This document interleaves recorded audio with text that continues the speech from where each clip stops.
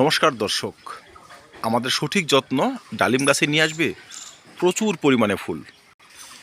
যে সকল গাছে এখনও ফুল আসেনি, এখন যদি আমরা ভালো মানের একটি পিজিআর গাছে স্প্রে করি, দ্রুত ফুল আসবে, সেই ফুল থেকে ফলে পরিণত হবে।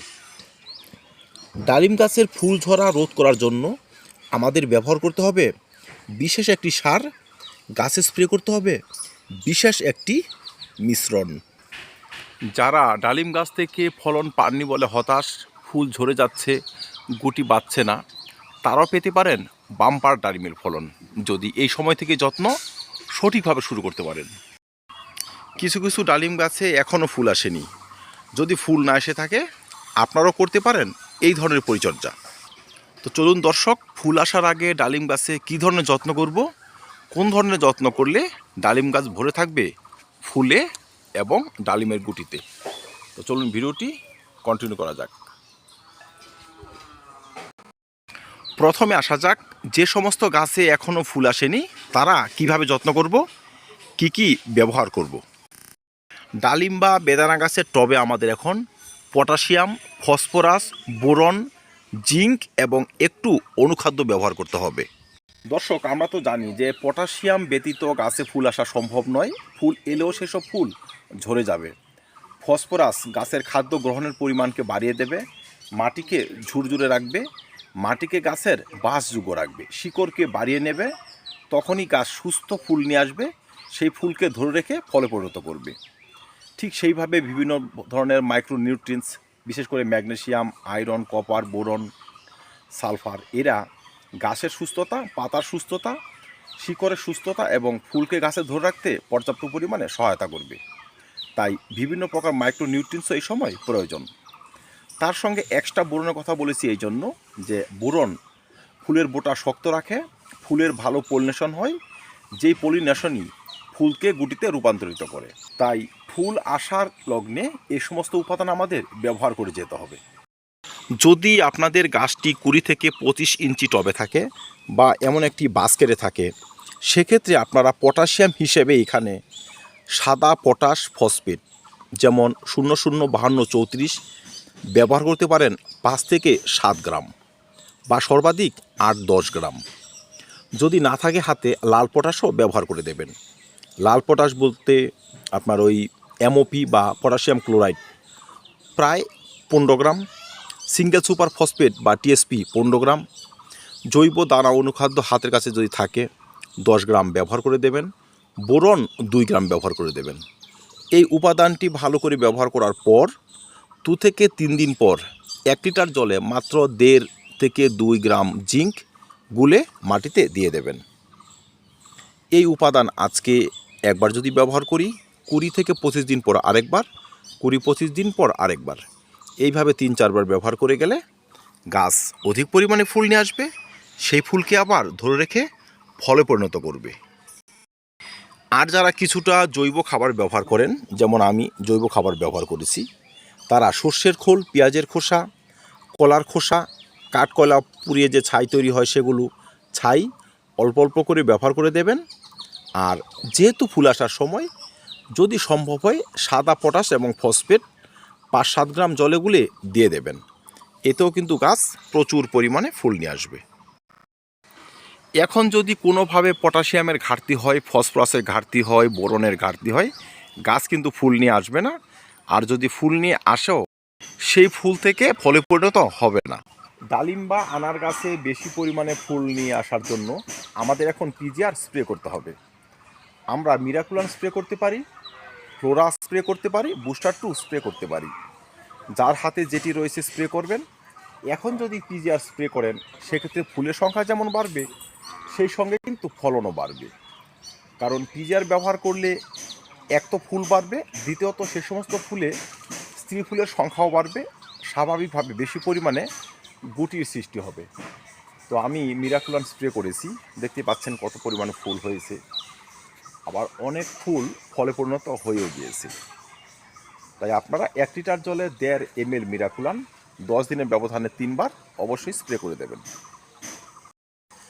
ডালিম গাছ থেকে বেশি বেশি ফুল পাওয়ার জন্য, সেই ফুলকে ধরে রাখার জন্য আমাদের ছত্রাকনাশক এবং কীটনাশকও স্প্রে করতে হবে। কারণ এই সময়টা হচ্ছে ডালিম গাছে ফুল আসার সময় এবং কচি পাতা গজানোর সময়। এখন দেখবেন এ সমস্ত পাতার আড়ালে লুকিয়ে থাকবে চোষক পোকা, লেদা পোকা, ফুল এবং ফল ছিদ্রকারী পোকা। সেই সঙ্গে থাকবে ছত্রাক। যদি গাছ ছত্রাকে আক্রান্ত থাকে, পোকাতে আক্রান্ত থাকে, সেই গাছ কিন্তু অপুষ্টিতে এবং অসুস্থতায় ভোগে। অসুস্থ গাছ কম পরিমাণে ফুল নিয়ে আসে, আর সেই ফুল আবার ঝরেও যায়।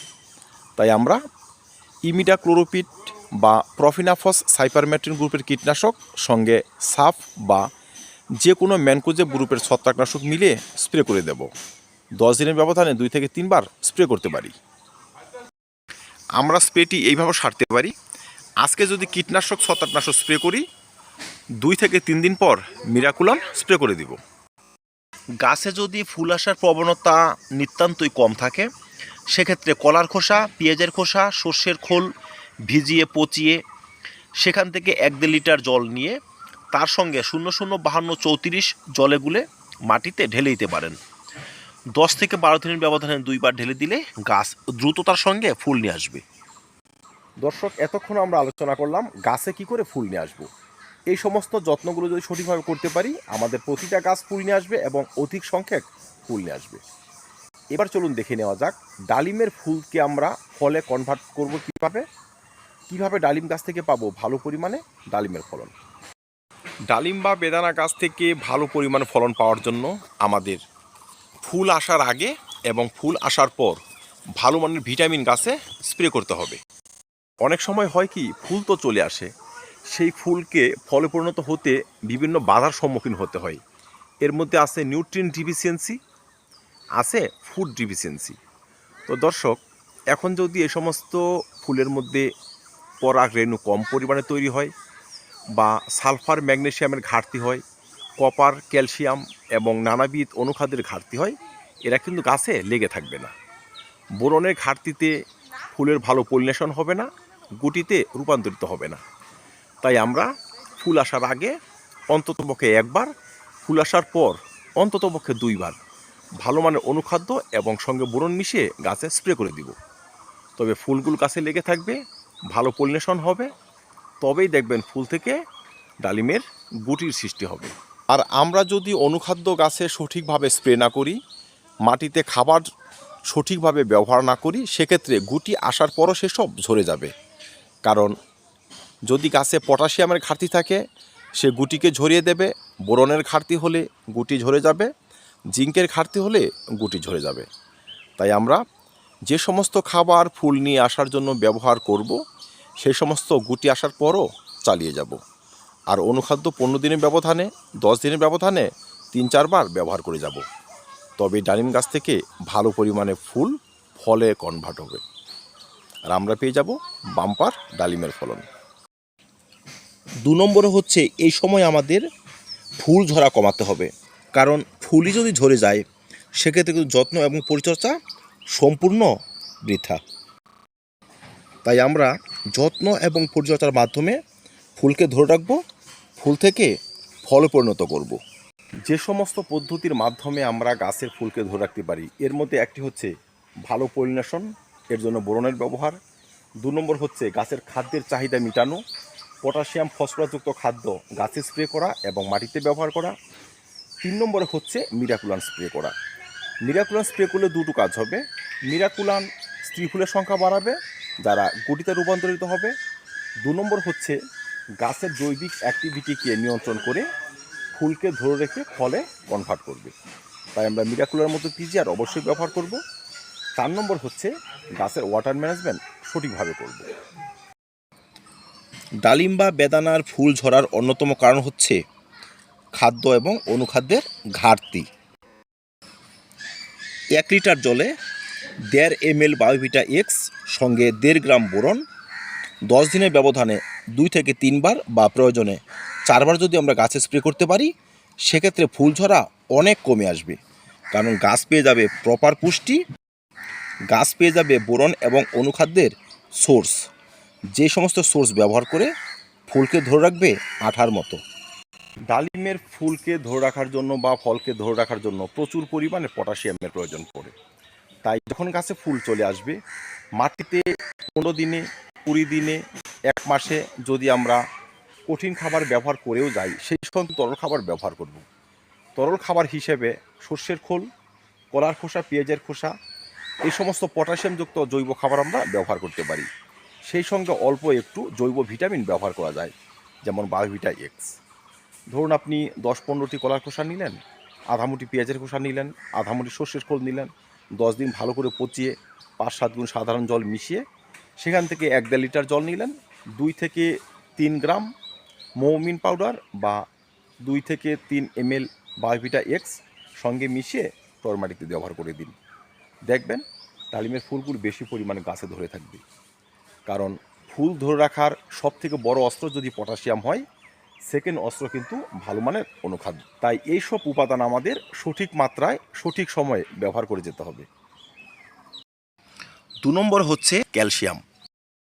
ক্যালসিয়ামের অভাবে গাছ অসুস্থ হয়ে পড়ে, ফল ফেটে যায়, ফল পচে যায়, ফলে সমস্যা আসে। ঠিক তেমনই ফুলেও সমস্যা আসে। তাই আমরা ক্যালসিয়াম ব্যবহার করতে পারি। 1 লিটার জলে 2 গ্রাম চুন গুলে 20 দিনের ব্যবধানে 2 বার মাটিতে ব্যবহার করতে পারি। এতে গাছ পেয়ে যাবে ক্যালসিয়াম, শিকড়কে রাখবে সুস্থ, ডালিমের ফুল গাছে লেগে থাকবে। 3 নম্বর যে সমস্যার জন্য ডালিমের ফুল গাছে লেগে থাকে না তার নাম হচ্ছে অনিয়মিত জলের ব্যবহার। ডালিম বা বেদানার গাছ ড্রাই ময়েশ্চার পছন্দ করে। অত্যাধিক জল শিকড়ে সংক্রমণ নিয়ে আসে, ফুলকে ঝরিয়ে দেয়, ফলকে ঝরিয়ে দেয়। তাই ডালিমের টবে এক্সেস জল ব্যবহার করবেন না। প্রয়োজন হলে দিনে 2 বার জল ব্যবহার করবেন, কিন্তু মাটি শুকিয়ে আসবে তারপরেই ব্যবহার করবেন। এক্সেস জল ব্যবহার করে যদি টবের মাটি কাদা করে দেন, সে সম্পূর্ণ ফুলকে ঝরিয়ে দেবে, শিকড়ের সংক্রমণ নিয়ে আসবে, গাছ অসুস্থ হয়ে পড়বে। ডালিমের ফুল ঝরে যাওয়ার অন্যতম প্রধান কারণ হচ্ছে ছত্রাক এবং চূষক পোকার আক্রমণ। ফুল আসার আগে যদি আমরা ভালো মানের ছত্রাকনাশক এবং কীটনাশক গাছে স্প্রে করতে পারি, চূষক পোকার আক্রমণ যেমন কমে, সঙ্গে ছত্রাকের আক্রমণও কমে।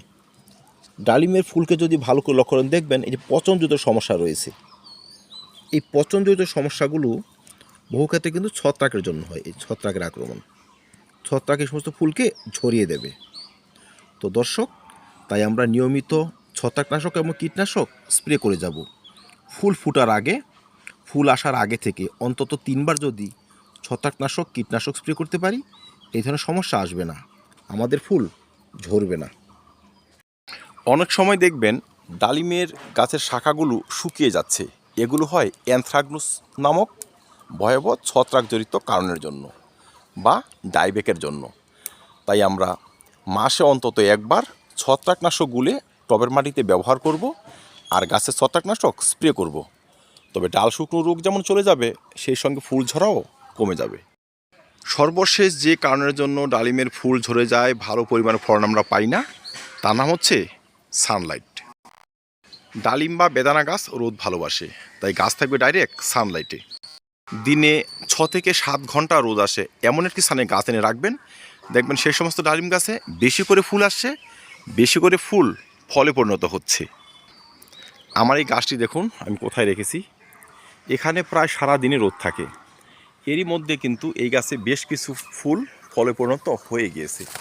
এই দেখুন, এই যে ফলগুলো, এইদিকে এই ফলগুলো এখনও কিন্তু প্রচুর পরিমাণে ফুল এসেছে। আশা রাখছি এই 1 মাসের মধ্যে প্রচুর পরিমাণে ফুল ফলে পরিণত হবে, আর আমি অবশ্যই বাম্পার ফলন পাব। তো দর্শক, যে যত্নগুলো আমি বলার চেষ্টা করলাম, সেই সমস্ত যত্ন করেই কিন্তু আমি আজকে অনেকটা সাকসেস, আমার গাছ ফুলে এবং ফলে পরিপূর্ণ। তো আশা রাখছি আপনারা যদি সেসব ফলো করেন, গাছ ভরিয়ে রাখতে পারবেন দেশি বিদেশি ডালিম, আনার বা বেদানাতে। তো ধন্যবাদ, দেখা হবে অন্য ভিডিওতে অন্য কোনো টপিক নিয়ে। ভিডিওটি ভালো লাগলে লাইক এবং শেয়ার করবেন, চ্যানেল সাবস্ক্রাইব করে পাশে থাকবেন। ভিডিও দেখার জন্য অসংখ্য ধন্যবাদ।